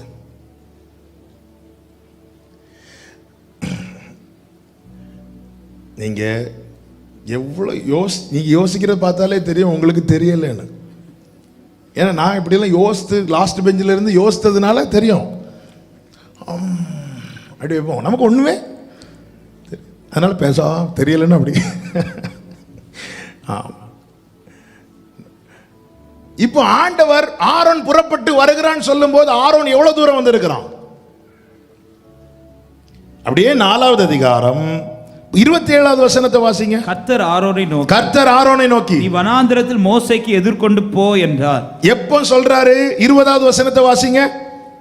அப்பொழுது மோசே தன் மனைவியும் தன் பிள்ளைகளையும் கழுதையின் மேல் ஏற்றிக்கொண்டு எகிப்து தேசத்துக்கு திரும்பினான். தேவனுடைய கோலை மோசே தன் கையிலே கர்த்தர் பேசின பிறகு மோசே எகிப்துக்கு புறப்பட்டு போகிறான். அதன் பிறகு கர்த்தர் ஆரோனை கூப்பிட்டு பேசுறாரு. நீ என்ன பேசுறாரு பாருங்க, நீ மோசேக்கு எதிர்கொண்டு போ என்கிறார். அப்போ இதுக்கு முன்னாடி கர்த்தர் மோசேட்ட என்ன சொல்றார்? இதோ ஆரோன் உன்னை சந்திக்க புறப்பட்டு வருகிறான். ஆண்டவர் சொல்லும் போது ஆரோன் புறப்பட்டானா? இப்ப சொல்லுங்க, சத்தமா சொல்லுங்க, இல்ல. அப்ப ஆண்டவர் சும்மா சொன்னாரா? என்ன சொல்லணும்? நான் ஆரோனை அனுப்புறேன்னு சொல்லியிருக்கணும்ல, ஆரோனை நான் வர பண்ணுவேன்னு சொல்லியிருக்கணும்ல. நல்ல கவனிங்க, அவர் சொல்லும் போது அப்படி ஒரு சம்பவம் இல்லை. ஆனா சொன்னது அவரானதுனால அப்படி ஒரு சம்பவம் நடக்க போகிறது. ஹalleluya. சொன்னது கர்த்தர். அவர் சொல்லும் போது நமக்கு ஒண்ணுமே தெரியாது, ஒண்ணுமே இருக்காது, வனாந்தரமாய் தான் இருக்கும். ஆனா சொன்னது கர்த்தரானபடினாலே சொன்னது போல நடக்க போகிறது. எத்தனை பேருக்கு நான் சொல்ற வார்த்தை புரிகிறது? நல்ல கரங்களை தட்டி ஆமென் சொல்லுங்க பார்க்கலாம். சொல்லும் போது இன்னும் ஆரோனுக்கு சம்பவமே தெரியாது. ஆரோனுக்கு சம்பவமே தெரியாது. அவர் சொல்ல ஆகும். அதான் கோரேசை குறித்து எனக்கு பிரியமானதை எல்லாம் நிறைவேற்றுவான் என்று சொல்லுகிறவர் நான் அந்த வார்த்தையை படிக்கும் போது நான் எப்படி இப்போ படித்தாலும் அப்படி தான் ஜெபம் பண்ணுவேன். என்னை பற்றி ஏதாவது நல்லதாக சொல்லுங்க ஆண்டவரே. ஏன்னா அப்படிதானே இருக்கு. ஏசாயா 44 கடைசி வாசிங்க. Thank you holy spirit. வேகமாக. கோரேசை குறித்து அவனின் மெய்ப்பன் அவன் எருசலேமை நோக்கி நீ கட்டப்படு என்றும் தேவாலயத்தை நோக்கி நீ அஸ்திபாரப்படு என்றும் சொல்லி எனக்கு பிரியமானதை எல்லாம் நிறைவேற்றுவான் அப்படி சொல்லி முடிக்க வேண்டியதுதானே. நிறைவேற்றுவான் என்று சொல்லுகிறவர் நான். கோரேசுங்கிறது அப்போ ஏசாயாவுக்கு யாருனே தெரியாது. கோரேசுக்கு கூட தெரியாது இப்படி ஒரு சம்பவம் உண்டான்னு. ஆனா ஆண்டவர் சொல்லிட்டார். அப்படிதான் நடந்துச்சு. அப்படிதான் நடக்கும். உங்களை குறித்து உலகம் 1000 பேசட்டும், உங்களை குறித்து அவர் என்ன சொல்லுகிறாரோ அதுதான் உங்கள் வாழ்க்கையில நாளை நடக்க போகிறது. விசுவாசிக்கிறவர்கள் மாத்திரம் நல்ல கரங்களை தட்டி ஆமென் ஹalleluya. எல் ஷடாய் சர்வ வல்லவரே. அவர் எல் ஷடாய், அவர் எல் ஷடாய். மோசேட்ட சொல். அப்போ ஆண்டவர் ஆரோன் புறப்பட்டு வருகிறான்ட்டார். என்ன பாத்தீங்களா, அந்த அதிகாரத்தை பாத்தீங்களா? அவரால் செய்ய முடியும். இத்தனை வருஷம் 40 வருஷம் இந்த மோசே இருந்தானே, ஒரு நாளாவது இந்த ஆரோனுக்கு வந்து பார்க்க தோணுச்சா? ஹல்லேலூயா. ஒரு நாளாவது உன் விஷயத்துல அவர் இடைபட ஆரம்பிச்சிட்டாருன்னா நடக்காததெல்லாம் நடக்கும். நடக்காததெல்லாம் நடக்கும். எத்தனை பேர் ஆமென் சொல்ல போறீங்க? நீ தேவ சமூகத்துல தரித்து நில்லு. சோர்ந்து போய் தூரம் போயிடாத. நீ தேவ சமூகத்துல தரித்து நில்லு. உன் விஷயத்துல ஆண்டவர் இடைபட ஆரம்பிச்சிட்டாருன்னா இந்த 40 வருஷம் நடக்காததெல்லாம் இனி வருகிற நாட்களிலே நடக்கும். ஆமென் சொல்லுங்க பார்க்கலாம். நடக்காததெல்லாம் நடக்கும். அவர் இடைபடுவார். அவர் சொல்ற அவன் உன்னை பார்த்து மகிழ்வான். ஆமென். ஆரோனும் புறப்பட்டு வந்துட்டான். எப்படிங்க நோ சொல்ல முடியும்? ஹல்லேலூயா. பவுல் ஜெபம் பண்றார். பவுல் என்னப்பட்ட சவுல் தமஸ்குல இருந்து ஜெபம் பண்ணும்போது ஆண்டவர் சொப்பனத்தை தரிசனத்தை காட்டுறாரு. அனனியா வந்து கை வைப்பான். காட்டினதுக்கு அப்புறம் அனனியாட்ட போறாரு. ஹலோ அனனியா, ஆண்டவர் சொல்லுங்க, அந்த பவுல் அங்கே இருக்கிறான், நீ போய் தள்ள கை வச்சு ஜெபம் பண்ணு. இல்லை ஆண்டவர், அவன் பொல்லாதவன். ஐயோ, நான் தெரியாமல் அவனுக்கு தரிசனத்தை காட்டிட்டேனே, தயவுசெய்து போய். அப்படியே சொன்னார். இல்லை, ஏய், நான் அவனுக்கு தரிசனம் காட்டிட்டேன், ஒழுங்கா ஓடிருண்டார். அவ்வளோதான். இவர் நேராக போறாரு. நீ பார்வையடையவும் விரும்பி தொட்டாரா விரும்பாம தொட்டாரான்னு தெரியாது. ஆனா இடைபடுறது கர்த்தர். இடைபடுறது கர்த்தர். ஹல்லேலூயா. நீ இருக்கிற இடத்துல உன்னை தேடி வர வைக்க அவரால முடியும். ஹல்லேலூயா. ஆரோனை வனாந்தரத்துக்கு கொண்டு வந்தவர், அனனியாவை பவுலின் அறைக்கு கொண்டு வந்தவர். ஊடாரபா சந்தரல ராகவதரா. என்னை விசாரிக்கவோ, என்னை கேர் பண்ணவோ, என்னை அறிந்து கொள்ளவோ, என்னை புரிந்து கொள்ளவோ யாரும் இல்லை என சோர்ந்து போய் நிற்கிற உள்ளமே, கர்த்தருடைய சமூகத்தில் தரித்து நில்லு. உன் காரியத்தில் கர்த்தர் இடைபடுவார். ஆமென் சொல்லுங்க. நீ காலாட்களோடு ஓடும்போது சோர்ந்துட்டேன்னா மோசே, நாளைக்கு நீ குதிரையோடு ஓட போற. குதிரைன்னா சாதாரண குதிரை இல்ல. பார்வோன் ரதம் அத்தனையும் உனக்கு உன் பின்னாடி வரப்போகுது. நான் எவ்வளோ பெரிய பிளான் வச்சிருக்கேன்னு தெரியுமா மோசே? இந்த குதிரை அத்தனையும், இந்த ரதங்கள் அத்தனையும் உன் கையில் ஒரு குச்சி வச்சிருக்க பார்த்தியா? இதை வச்சு நான் அடிக்க போறேன். ஆமென் ஹல்லேலூயா. மோசே பார்வோன்ட்ட என்ன இருக்கு? ரதம் இருக்கிறது, குதிரைகள் இருக்கிறது. மோசே கிட்ட என்ன இருக்குது? உன் கையில் என்ன இருக்குன்னு ஆண்டவர் கேட்டார். மோசே உடனே, என் கையில் கொஞ்சம் பணம் இருக்குது, பேங்க்ல அங்கே கொஞ்சம் பணம் இருக்குது, 4 சென்ட் இடம் இருக்குது, எனக்கு ஒரு வீடு இருக்குது, அது இருக்குது, ஒன்று எனக்கு ஒரே ஒரு கோல் மட்டும் இருக்குது. உன் கையில் என்ன இருக்குது? அதை போடு. இப்போ எடுன்ட்டார். எடுத்துட்டார். அது எதுவாக மாறிச்சு தெரியுமா? தேவனுடைய கோல். தேவனுடையதாக மாறிட்டு இப்போ மோசே போய் நிற்கிறான். கையில் ஒரு குச்சியை வச்சுட்டு நிற்கிறான். பார்வோன் தன்னுடைய ரதங்களை, தன்னுடைய குதிரைகள், தன்னுடைய சேனையோடு புறப்பட்டு வருகிறான். ஆமென் ஹல்லேலூயா. ஹல்லேலூயா. ஆண்டவர் சொல்லுவோம், கோலை நீட்டுன்ட்டார். ஆமென் ஹல்லேலூயா. அவன் கோலை நீட்டுனா அவன் கண்களுக்கு முன்பதாக அத்தனை குதிரைகளும் அத்தனை ரதங்களும் இல்லாமல் போனது. இல்லாமல் போனது. ஆமென். நல்ல கவனமாக கேளுங்க. தேவ சமூகத்தில் தரித்து நின்று நீங்க பலப்பட வேண்டியது. மோசே பலப்பட்டது அவன் ஜனத்தின் விடுதலைக்காக. என கேட்கிற ஒவ்வொரு குடும்பத்தில் இருக்கிறது வந்திருக்கிற ஒவ்வொருவருக்காக சொன்னீங்க பலப்பட வேண்டியது அவசியம். ஒரு சின்ன காரியம் யாரோ ஏதோ சொல்லிட்டாங்கன்னு சொல்லி சோர்ந்து போய் தூரம் போயிட்டா, அவனுக்கு நாமத்தை கூட தெரியல. ஆமென். அவர் பேசினதும் நீர் ஆபிரகாமின் தேவன், நீ ஈசாக்கின் தேவன், யாக்கோபின் தேவன் சொல்லியிருக்கணுமே, அது கூட தெரியல. அதன் அர்த்தம் என்ன? அவனுக்குள்ளான சோர்வு அவனை தேவனை விட்டு 40 வருடம் பின்னாடி கொண்டு போய் விட்டது. நிறைய பேர் சோர்ந்து போறதுனால ஜெபிக்கிறது இல்ல, சோர்ந்து போறதுனால தேவனை தேடுகிறது இல்ல, காரணங்களை சொல்லி சபைக்கு வரதில்ல. காரணம் அது அவங்க இப்படி பண்ணிட்டாங்க, இவங்க இப்படி பண்ணிட்டாங்க. இதனால யாருக்கு நஷ்டம்?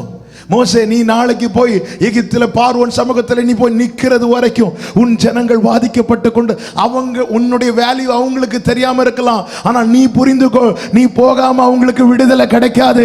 உன் தீபத்தை நான் இன்னும் அணைய விடாமல் எரிய வைத்துக் கொண்டிருப்பதற்கான காரியத்தை இந்த நாளிலே நீ அறிந்துகொள், இந்த நாளிலே நீ புரிந்துகொள். ஆரம்பத்தில் அவங்களுக்கு புரியவில்லை. வேதம் சொல்லுகிறது அவர்கள் மோசேக்கு பயந்தார்கள். மோசேக்கு பயந்தார்கள். அவன் வல்லவனாய் இருந்தபோது அவனை அசட்டை பண்ணினவர்கள், அவன் பலவீனமாய் இருந்தபோது அவனுக்கு பயந்தார்கள். ஆமென். இன்று நிராகரிக்கிறவங்க நாளைக்கு அங்கீகரிக்கப்படத்தக்கதாய் கர்த்தர் ஒரு வேளையை குறித்து வைத்திருக்கிறார். ஆமென். சொல்லுங்க பார்க்கலாம். கர்த்தருக்கு மகிமை உண்டாவதாக. ஆமென். சோர்ந்து போகாம தேவ சமூகத்தில் தரித்திருக்க வேண்டும். இன்னொரு சம்பவத்தை கூட சொல்லி நான் ஜெபிக்க விரும்புகிறேன். யோசுவாவின் புஸ்தகம் அதனுடைய 3வது அதிகாரத்தை எடுத்துக்கொள்ளுங்கள். கர்த்தருக்கு மகிமை உண்டாவதாக. 2வது அதிகாரத்தில் வேவு பார்க்க அனுப்புகிறான் யோசுவா. 2 பேர் வேவு பார்க்க போறாங்க. எரிகோவை பிடிக்கிறது சாதாரண காரியம் கிடையாது. எரிகோவை யோசிக்கணும். எரிகோ மதில் தான் முதல்ல ஞாபகத்துக்கு வரும். அந்த மதில் என்பது நம்முடைய வீட்டை சுற்றி கட்டுகிற காம்பவுண்ட் அல்ல. அதை மதில் என்றால் நாம கட்டினது ஒன்றும் மதிலே கிடையாது. ஆனா நாம பயங்கரமா பெயர் வைப்போம், கோட்டை, ஃபோர்ட். கட்டினது 4 செங்கல் வச்சா இருக்கும், ஆனா பேர் மட்டும் பயங்கரமா வைப்போம். எரிகோவின் மதில் என்பது நாம் கட்டி எழுப்புகிற மதில் அல்ல. அந்த மதில் மேல வீடுகள் இருந்துச்சு, அந்த மதில் மேல ரதங்கள் ஓடுமா. அந்த மதிலை தாண்டி ஒருவருக்கும் உள்ளே போக முடியாது. அப்படிப்பட்ட கோட்டைக்குள்ள இருக்கிற ஜனங்களை மேற்கொள்ளணும். இதுதான் தேவ திட்டம். யோசுவாவை ஆயத்தப்படுத்துகிறார். ஒவ்வொரு நாளும் அதிகாலையில் எழும்பி யோசுவா தேவ சமூகத்திலிருந்து பலப்பட்டு கொண்டிருக்கிறார். காரியங்களை எப்படி நடப்பிக்க வேண்டும் என்கிற தேவ ஆலோசனையை தேவனிடத்திலிருந்து பெற்றுக்கொண்டு ஜனங்களுக்கு அதை அறிவித்து ஜனங்களை ஆயத்தப்படுத்தி கொண்டிருக்கிறார். இப்பொழுது வேவு பார்த்துட்டு வந்துட்டாங்க. வந்து யோசுவாட்ட சொல்றாங்க. யோசுவா ஜனங்கள்கிட்ட சொல்லுகிறார், உடன்படிக்கை பெட்டி புறப்படும், அதன் பிறகு எல்லாரும் வரிசையா புறப்படுங்க, அதுவரை வெயிட் பண்ணுங்க. அதன் அர்த்தம் என்ன? தெய்வ பிரசன்னம் உனக்கு முன்னாக போக மட்டும் நீ தரித்திரு. இப்போ கர்த்தர் யோசுவாட்ட பேசுறாரு. எல்லாருடைய ஃபோக்கஸ் எதன் மேல இருக்கு அப்படின்னா எரிகோ மேல இருக்கிறது. எரிகோவை பிடிக்கணும், எரிகோவை அட்டாக் பண்ணணும், எரிகோவை மேற்கொள்ளணும். ஆமா, அப்போதான் நமக்கான நன்மையை சுதந்திரிக்க முடியும். இப்படி இருக்கும்போது கர்த்தர் யோசுவா கிட்ட பேசுகிறார். 3வது அதிகாரம் அதனுடைய 8வது வசனத்தை வாசியுங்கள். உடன்படிக்கை பெட்டியை சுமக்கிற ஆசாரியரை பார்த்து, நீங்கள் யோர்தான் தண்ணீர் ஓரத்தில் சேரும்போது, நீங்க யோர்தான் நதி ஓரத்தில் சேரும்போது யோர்தானில் நில்லுங்கள் என்று. யோர்தான்ல நிக்கணும். இந்த யோர்தானை குறித்து சொல்லப்பட்டிருக்கிறது 15வது வசனம். யோர்தான் அறுப்பு காலம் முழுவதும் கரை புரண்டு போகும். யோர்தான் அறுப்பு காலம் முழுவதும் கரை புரண்டு போகும். இனி கவனிங்க. இப்போ எரிகோவை டார்கெட் பண்ணி இவங்க போயிட்டு இருக்கிறாங்க. ஆனா ஒரு சம்பவம் இடையில ஓடிட்டு இருக்குது. என்ன அப்படின்னா, யோர்தான் குறுக்கால ஓடிட்டு இருக்கு. ஒரு காரியத்துக்காக புறப்படும் போது ஏதாவது நமக்கு குறுக்கால ஓடணும் என்ன நினைப்போம்? எல்லாரும் அப்படி நினைக்கிறவங்க இருக்கிறாங்க. அவங்களுக்கு தான் இன்னைக்கு வேர்டு குறுக்க. அங்கேயாவது பெரிய யோர்தான் ஓடிச்சு, இங்க யோர்தான்லாம் இல்ல, ஒரு சின்ன மியாவு, அவ்வளவுதான். இவங்க புறப்படி டிப்டாப்பா பெரிய கார்ல புறப்படுவாங்க. ஒரு சின்ன பூனை அது எலிய பிடிக்க ஓடிச்சு, அவ்வளவுதான். வண்டி திருப்பு.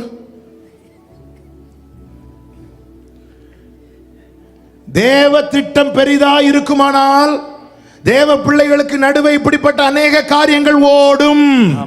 ஆண்டவர் சொல்றாரு, அறுப்பு காலம் முடியட்டும்னு சொல்லி வீட்டில் இருந்திராத, நீ உடன்படிக்கை பெட்டி சுமந்து கொண்டு அங்க வந்து நில்லு. இன்னைக்கு நம்ம பிரச்சனை என்ன? முடியட்டும், இந்த ஆடி மாசம் தாண்டட்டும், இல்ல அறுப்பு காலம் முடியட்டும், இது தாண்டட்டும், அதுக்கப்புறம் சுதந்திரிக்க முடியாது, அனுபவிக்க முடியாது. ஆண்டவர் சொல்றார், அது அறுப்பு காலம் தான். காற்றை கவனிக்கிறவன் விதைக்க மாட்டான், மேகத்தை கவனிக்கிறவன் அறுக்க மாட்டான். கர்த்தர் ஒரு நாளை நியமித்திருக்கும் போது, குறித்திருக்கும் போது, உனக்கு குறுக்கால என்ன ஓடினாலும் அதை குறித்து நீ ஒரி பண்ணாத. எந்த ஒரு சேனையும் எந்த ஒரு மதலையும் தாண்ட பண்ணுகிறவர் நாம் ஆராதிக்கிற தேவன். ஆமென் சொல்லுங்க பார்க்கலாம். ஆமென். இப்போ வெள்ளம் புரண்டு ஓடுகிறது, யோர்தான் அறுப்பு காலம் முழுவதும் ஓடும். அப்போ என்ன செஞ்சிருக்கணும்? நாம இருந்தா கொஞ்சம் வெயிட் பண்ணுவோம். இந்த கொரோனா ஒண்ணு முடியட்டும், எனக்கு வெள்ளம் இதெல்லாம் எப்படிப்பா தாண்ட முடியும்? ஆண்டவர் அதனால ஃபர்ஸ்டே சொல்லிட்டாரு. என்ன சொல்லிட்டாரு? நீ அங்க வந்து நிக்கணும். ஆசாரியர்கள் மத்தியிலே உடன்படிக்கை பெட்டியை சுமக்கிற ஆசாரியர்கள் வந்து நிக்கணும். அவங்க கால் அந்த தண்ணியின் ஓரத்துல படணும். நம்ம வேல்யூவை புரிஞ்சுக்கணும். நல்ல நல்ல கவனமா கேளுங்க. இப்போ இஸ்ரவேல் ஜனங்கள் புறப்படுறாங்க. எப்படி புறப்பட்டாங்க என்பதுதான் இன்னைக்கு வார்த்தை. அவங்க எப்படி புறப்படுறாங்க? ஆமென். 14வது வசனத்தை வாசிங்க. ஜனங்கள் யோர்தானை கடந்து போக தங்கள் கூடாரங்களில் இருந்து புறப்பட்டார்கள். கைகளை உயர்த்தி ஒரு ஆமென் சொல்லுங்க. ஆமென். அப்ப வீட்ல இருந்து என்ன மைண்ட் செட்ல புறப்படுறாங்க? இதை நான் கடந்து போகணும். ஆமென். அப்ப முதல்ல மனதுல நிர்ணயிக்கிறாங்க, ஓகே எனக்கு நடுவுல ஒரு யோர்தான் ஓடும், இதை நான் என்ன செய்யணும்? ஐயோ யோர்தான் ஓடுது, அப்படி இல்லை, இதை நான் கடக்கணும், இதை நான் கடக்கணும்.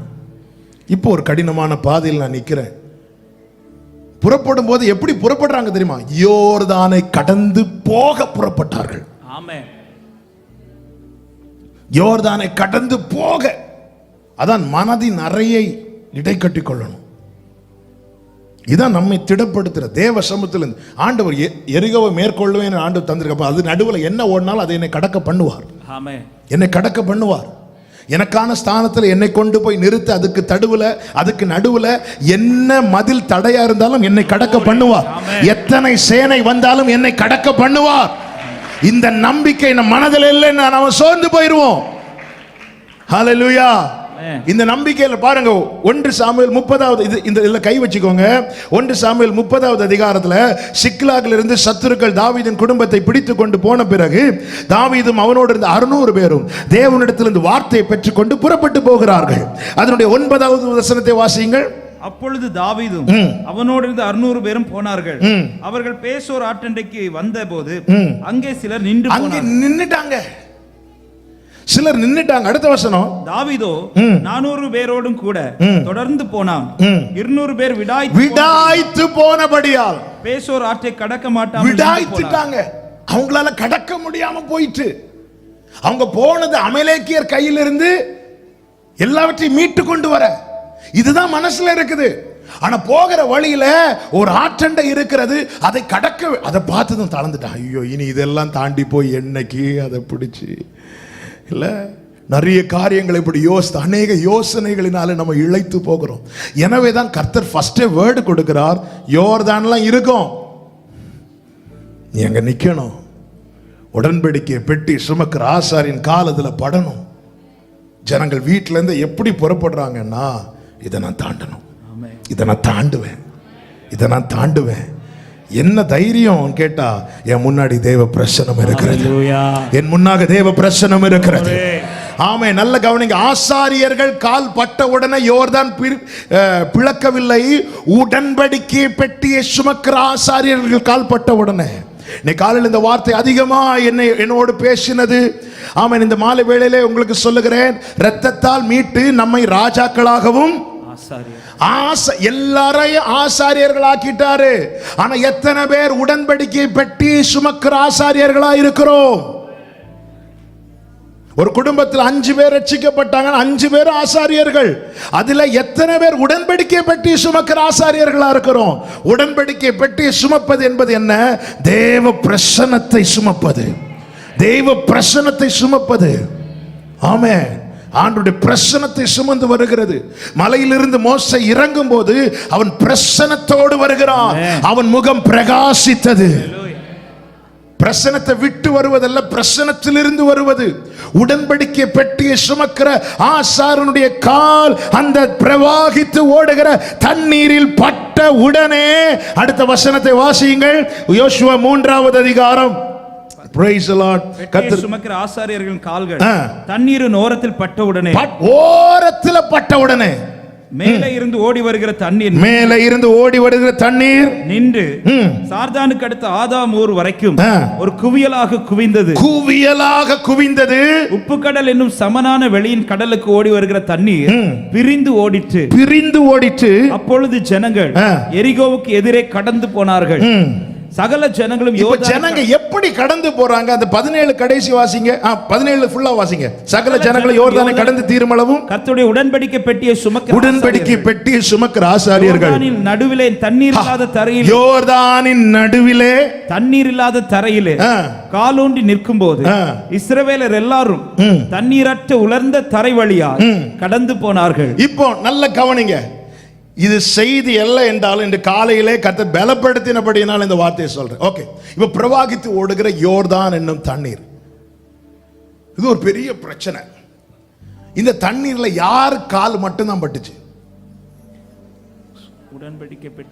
உடன்படிக்கை பெட்டிய சுமக்கிறவங்க கால் மட்டும்தான், ஜெபிக்கிறவன் கால் மட்டும்தான் பட்டுச்சு. ஆமா, நீ ரொம்ப ஜெபம் பண்ற, அப்பயும் உனக்கு இந்த பிரச்சனை கேட்கிறாங்களா? ஜெபிக்கிறவன் கால் மட்டும்தான் பட்டுச்சு. உடன்படிக்கை பெட்டியை சுமக்கிறவன் கால் மட்டும்தான் பட்டுச்சு. அவங்க கால் இந்த தண்ணீர்ல பட்டதுனால வேற ஒருவருடைய கால்களுக்கும் இந்த தண்ணீர் படவில்லை. பிரசனத்தை சுமக்கிறவனுடைய வேல்யூ என்ன தெரியுமா?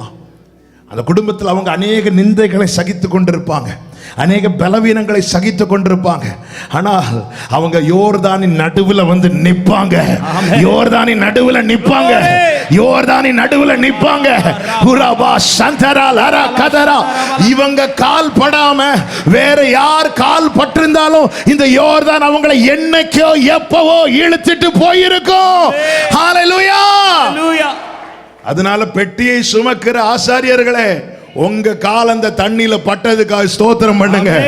அதனால உங்க பிள்ளைகள் பிழைத்திருக்கிறார்கள், உங்க குடும்பம் நிலைத்திருக்கிறது. எத்தனை பேருக்கு நான் சொல்ற வார்த்தை புரிகிறது? ஆமென் சொல்லுங்க பார்க்கலாம். அப்போ எது வரைக்கும் நாம நிக்க வேண்டியது அவசியம்? ஆமென். அத்தனை ஜனங்களும் இந்த உடன்படிக்கை பெட்டி சுமக்கிறவங்க எது வரைக்கும் நிக்கிறாங்க தெரியுமா? அத்தனை ஜனங்களும் மறுகரையில போகணும். ஹல்லேலூயா. 4வது அதிகாரம் 11வது வசனம். ஜனமெல்லாம் கடந்து போன பின்பு பெட்டியும் கடந்தது. கைகளை உயர்த்தி ஆமென் சொல்லுங்க. இயேசுவின் நாமத்தில் உங்களுக்கு ஒரு நற்செய்தி சொல்றேன். நம்மோடு பயணிக்கிற தேவ பிரசனம் நம்மை பாதியில விடாது, மறுகரையில கொண்டு போய் சேரு மட்டும் நம்மோடு கூட இருக்கிற கர்த்தருடைய பெட்டிக்காக, கர்த்தருடைய பிரசனத்துக்காக ஸ்தோத்திரம் என்று சொல்லுகிறவர்கள் நல்ல கரங்களை தட்டி ஆமென் சொல்லுங்க பார்க்கலாம். ஹல்லேலூயா. நீ யோர்தானை கண்டு சோர்ந்து போகாதே. என் கால் மட்டும்தான் ஆண்டவரை பட வச்சிங்க, நான் மட்டும்தான் ஆண்டவரை அதை சந்திக்கிறேன். நீ சந்திக்கிறதுனால தான் நீ இன்னைக்கு நிக்கிற, உன் பின்னாடி இருக்கிறவங்களை நிக்கிறாங்க. ஆமென் சொல்லுங்க பார்க்கலாம். இப்போ பெட்டியை சுமக்கிறவங்களும் கரையேறிட்டாங்க. பெட்டியை சுமக்கிறவங்க யோர்தானை விட்டு வெளியே வந்து இவர்கள் கால் மற்ற ஆமென் அடுத்த தரையில பட்டதும் நடந்தது என்ன? 18வது வசனத்தை வாசிங்க. அப்பொழுது கர்த்தருடைய உடன்படிக்கை பெட்டியை சுமக்கிற ஆசாரியர் யோர்தான் நடுவிலிருந்து ஏறி அவர்கள் உள்ளங்கால்கள் கரையில் ஊண்டின போது யோர்தானின் தண்ணீர்கள் தங்களிடத்துக்கு திரும்பி முன் போல கரை புரண்டு ஓடிட்டு. ஆனா அப்ப இதுவரை ஏன் வர முடியல? இதுவரை பெட்டியை சுமக்கிறவங்க நடுவில் இருக்கிறாங்க. ஆபத்து காலத்தில் நீ சோர்ந்து போவாயானால் உன் பலன் குறுகிற்று. போதும் எடுத்துக்கொள்ளுங்கன்னு எத்தனை இரவு சொல்லி இருக்கிறீங்க. எடுத்துக்கொண்ட என்ன ஆகும் தெரியுமா? இது ஆகும்.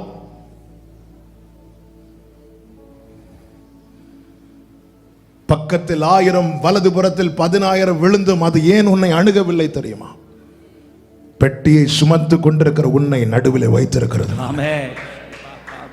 ஆண்டவரை எப்போ வருவி? ஆண்டவர் என்னை எடுத்துருங்க. உன்னை எடுத்த நடக்கிறது என்ன என்பது அவருக்கு தெரியும்.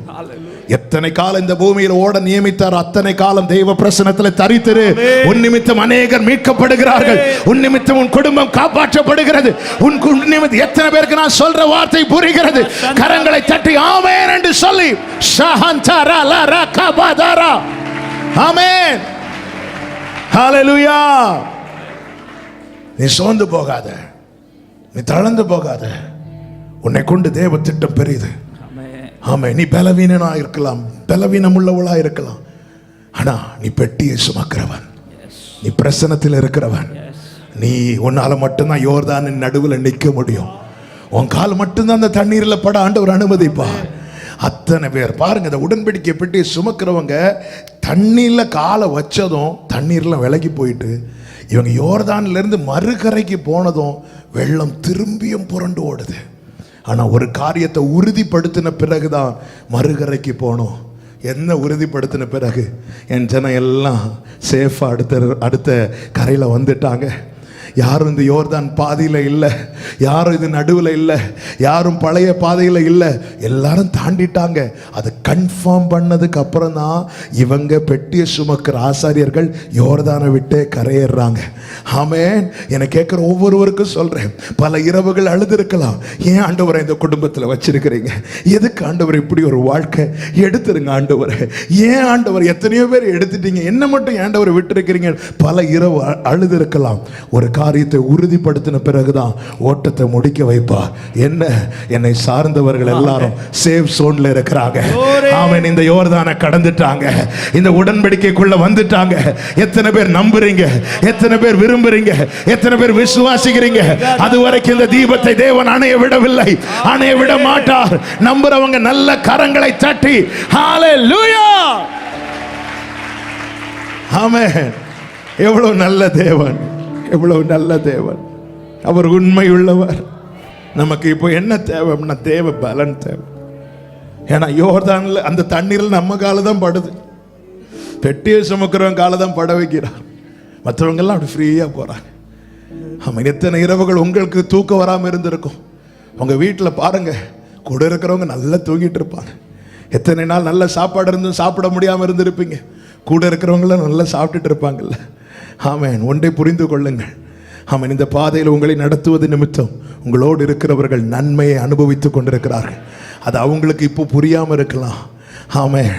ஆனால் ஒன்றை நீங்கள் புரிந்து, ஆண்டவர் என்ன இந்த பெட்டியை சுமக்கும் பாக்கியத்தை தந்திருக்கிறார். இதுதாங்க பாக்கியம், இதுதாங்க பாக்கியம். எத்தனை பேர் சொல்வீங்க இது என் பாக்கியம்? என் குடும்பத்தில் இந்த உடன்படிக்கை பெட்டியை சுமக்கும் பாக்கியத்தை நான் பெற்றிருக்கிறேன். நம்புகிறவங்க மாத்திரம் வலது கரத்தை உயர்த்தி ஆமென். இது என் பாக்கியம், இது என் பாக்கியம். நைட்டு தூக்கம் வராம இருக்கும் போது உங்க வீட்டில் எல்லாரும் பாருங்க. ஆமென். ஹல்லேலூயா. ஆமென். நீங்களும் தூங்கிட்டேன்னா அவங்களுக்கு தூங்க முடியாது. கர்த்தர் எவ்வளவு கிருபையா நடத்துறார் தெரியுமா? ஆமென். நமக்கு இந்த ஓட்டம் முடியறதுக்கு முன்னாடி ஒரு நிச்சயம் இருக்கணும். என்ன? ஆண்டவரே, நீங்க என்னை சார்ந்து வைத்திருக்கிறவங்க எல்லாருமே யோர்தானை கடந்துட்டாங்க. இதுதாங்க நம்பிக்கை. ஆமென். ஹல்லேலூயா. நோவா பேழைக்குள்ள போகிறதுக்கு முன்னாடி அப்படியே திரும்பி பார்த்துருப்பார். எல்லா பிள்ளைங்களும் இருக்கிறாங்களா? மருமக்கள்லாம் இருக்கிறாங்களா? எல்லாரும் இருக்கிறாங்களா? இல்லைன்னா எப்படிங்க உள்ளே போக முடியும்? ஏமே ஹல்லேலூயா. ஆமென். தேவன் இன்னைக்கு வார்த்தை தருகிறார். அநேகரோடு தீர்க்க தரிசனமாய் பேசி கொண்டிருக்கிறார். ஏன் இந்த தீபத்தை அணைய விடவில்லை? எடுத்துக்கொள்ளுங்க என்று எலியாவை போல நாம சொல்லியும் ஏன் எடுக்கவில்லை? நீ நடுவில் நிற்கணும். உன்னை சார்ந்தவங்க இன்னும் பாதி தூரம் தான் வந்திருக்கிறாங்க. நீ போயிட்டேன்னா இந்த தண்ணீர் திரும்ப வந்து அவங்கள மூட வாய்ப்பு இருக்கிறது. இந்த தண்ணி நாளைக்கு திரும்ப வந்தாலும் உன்னை சார்ந்த ஒருவருக்கும் அந்த பாதிப்பு வரக்கூடாதுன்னா நீ உடன்படிக்கை பெட்டியை சுமந்து இது நடுவில் நிக்கணும், இந்த யோர்தான்ல நிக்கணும். ஆமென் சொல்றவங்க ராபா ஹந்தா ராபா கபா லாரா ஆமென் சொல்லுங்க பார்க்கலாம். ஆண்டவர்ட்ட கேட்கலாமா? பேலன் தாருமே. இருக்கிற இடத்துல அப்படி எழுந்து நின்று முழங்கார் படிட்டோம். உங்களுக்கு எப்படி ஒரு 5 மினிட்ஸ் அப்பா கிட்ட பலத்தை கேட்க போறோம். எதுக்கு பலத்தை கேட்க போறோம்? இந்த பெட்டியை சுமக்க பலன் தாங்க, இந்த யோர்தான் நடுவில் நிக்க பலன் தாங்க, காலாட்களோடு குதிரைகளோடு ஓட பலன் தாங்க. சோர்ந்து போய் விலகிட கூடாதப்பா. சோர்ந்து போய் தளர்ந்துடக்கூடாதுப்பா. எலியாவை போல போதும் எடுத்துக்கொள்ளுங்கன்னு சொல்லக்கூடாதுப்பா. என் ஜனங்கள் இந்த யோர்தானை கடக்க மட்டும், இந்த சேஃப் ஜோனுக்குள்ள வர மட்டும் உங்க பெட்டியை சுமந்து நிற்க வேண்டியது அவசியமா இருக்கிறது. எல்லாரும் கண்களை மூடி கமான் அப்படியே உங்க ரெண்டு கைகளை உயர்த்தி அப்பா கிட்ட கேளுங்க. பலன் தாருமே, பலன் தாருமே, எனக்கு பலம் வேணும்பா. உங்களுக்கு தெரியும்பா, நிறைய சோர்ந்து போறது. நான் விருதாவாய் உழைக்கிறேனே, ரொம்ப நாளா ஜெபம் பண்ணிட்டேனே, இன்னும் ஒரு மாற்றம் இல்லையேன்னு சோர்ந்து போறது உங்களுக்கு தெரியும். ஹalleluya. பலன் தாருமே, பலன் தாருமே, பலன் தாங்கப்பா. எல்லாருடைய இருதயத்திலிருந்து இந்த சத்தம் எழும்பட்டும். சோர்ந்து போகிறவனுக்கு அவர் பலன் கொடுக்கிறார். சத்துவம் இல்லாதவனுக்கு அவர் சத்துவத்தை கொடுக்கிறார். உன்னை எழும்ப பண்ணுவா, உன்னை ஓட பண்ணுவா, உன்னை சோர்ந்து போக விட மாட்டார்.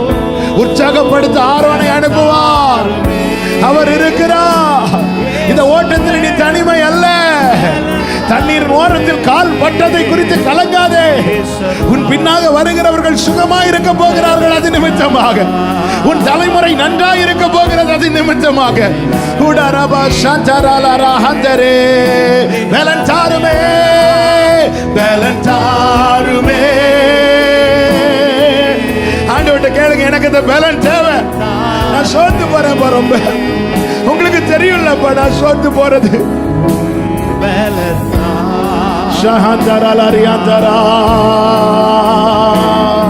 பலன் தாருமே, பலன் தாருமே, பலன் தாருமே. எனக்கு பலன் தேவை ஆண்டவரே. ஷலராத்தனரே மக்கரோ ஹந்தராலரியாத்தனரா. ஓ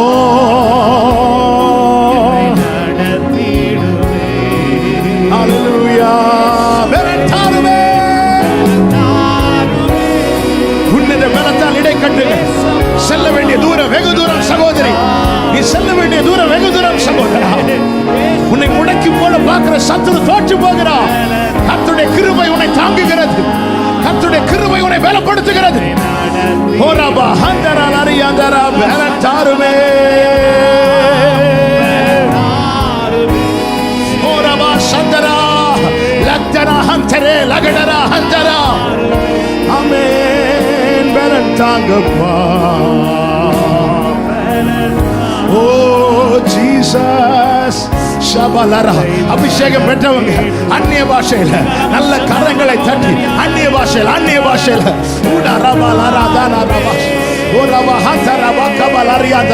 தேவன் தம்முடைய பலத்தால் இடை கட்டுகிறார். பலத்தால் இடை கட்டுகிறார். பலத்தால் இடை கட்டுகிறார்.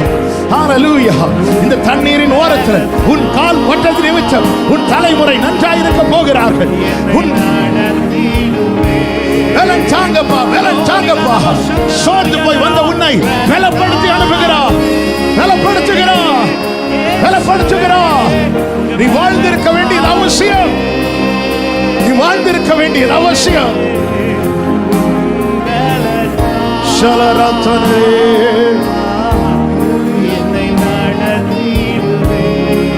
எலியாவை போல வனாந்திரத்தில், எலியாவை போல் வனாந்திரத்தில் களைத்து போய் நிற்கின்றேனே. மன்னாவை தந்து மறுபடி நடக்க செய்யும். சொல்லுமா, எலியாவை போல களைச்சு போய் நிற்கிறேன்பா. எலியாவை போல் களைத்து போய் நிற்கின்றேனே. மன்னாவை தந்து மறுபடி நடக்க. ரெண்டு கைகளை விரிக்க முடிந்தவர்கள் அப்படி விரித்து கண்களை ஏறெடுத்து கேட்கலாமா? பலன் தாருமே,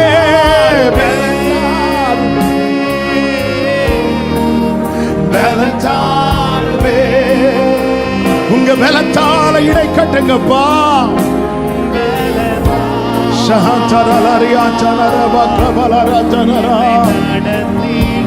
பலன் தாருமே,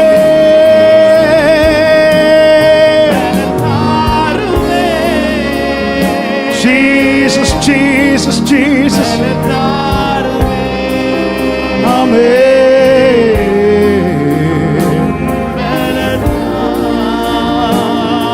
ஹalleluya ஹalleluya. நல்ல கரங்களை தட்டி ஆண்டவருக்கு மகிமை. நல்ல கரங்களை தட்டி. நீ உடன்படிக்கை பெட்டியை சுமக்கிற ஆசாரியன், நீ உடன்படிக்கை பெட்டியை சுமக்கிற ஆசாரியன், நீ உடன்படிக்கை பெட்டியை சுமக்கிற ஆசாரியன். ஹalleluya ஹalleluya. கர்த்தர் நல்லவர். கர்த்தர் தந்த நல்ல வார்த்தைகளுக்காக கரங்களை உயர்த்தி ஆண்டவருக்கு ஸ்தோத்திரம் செலுத்துவோமா? ஸ்தோத்திரம் ஸ்தோத்திரம் ஸ்தோத்திரம் ஸ்தோத்திரம். பரிசுத்த பிதாவே, நல்ல தகப்பனே, நன்றியோடு உம்மை துதிக்கிறோம் அப்பா, ஸ்தோத்திரிக்கிறோம். இந்த மாலை வேளையில எங்களை உம்முடைய சமூகத்தில் அழைத்து கொண்டு வந்து ஆண்டவரே எங்களை பலப்படுத்தினீர், பலப்படுத்தினீர். உமக்கு கோடி நன்றி அப்பா. உம்முடைய பிள்ளைங்க தொடர்ந்து ஓட கிருபை செய்யும், நன்மைகளை காண சுதந்திரிக்க கிருபை செய்யும். நீர் சோர்ந்து போகிறவனுக்கு பலன் கொடுக்கிறவர், சத்துவம் இல்லாதவனுக்கு சத்துவத்தை கொடுக்கிறவர், பெருக பண்ணுகிறவர். எங்களுக்கு வேண்டிய பலத்தை சத்துவத்தை தந்து நடத்தும். ஒவ்வொருவரையும் ஆசீர்வதிங்க. கிருபை ஒவ்வொருவரையும் சூழ்ந்து கொள்ளட்டும். எல்லா தீங்குக்கும் பொல்லாப்புக்கும் விலக்கி மறைத்து காத்துக்கொள்ளும். கன மகிமை துதி ஸ்தோத்திரங்கள் எல்லாம் ஒருவருக்கு மாத்திரம் செலுத்துகிறோம். இரட்சகர் இயேசு கிறிஸ்துவின் நாமத்தில் ஜெபிக்கிறோம் நல்ல பிதாவே, ஆமென். சேர்ந்து சொல்லுவோம், என் ஆத்துமாவே கர்த்தரை ஸ்தோத்திரி, என் முழுமே கர்த்தருடைய பரிசுத்த நாமத்தை ஸ்தோத்திரி. என் ஆத்துமாவே கர்த்தரை ஸ்தோத்திரி, கர்த்தர் செய்த சகல உபகாரங்களை மறவாதே. ஆமென். நம்முடைய கர்த்தராகிய இயேசு கிறிஸ்துவின் கிருபையும் பிதாவாகிய தேவனுடைய அன்பும் பரிசுத்த ஆவியானவருடைய ஐக்கியமும் சிநேகமும் பாதுகாவலும் நம் அனைவரோடும் கூட எல்லா பரிசுத்தவான்களோடு கூட கர்த்தருடைய வருகை மட்டும் தங்கியிருப்பதாக.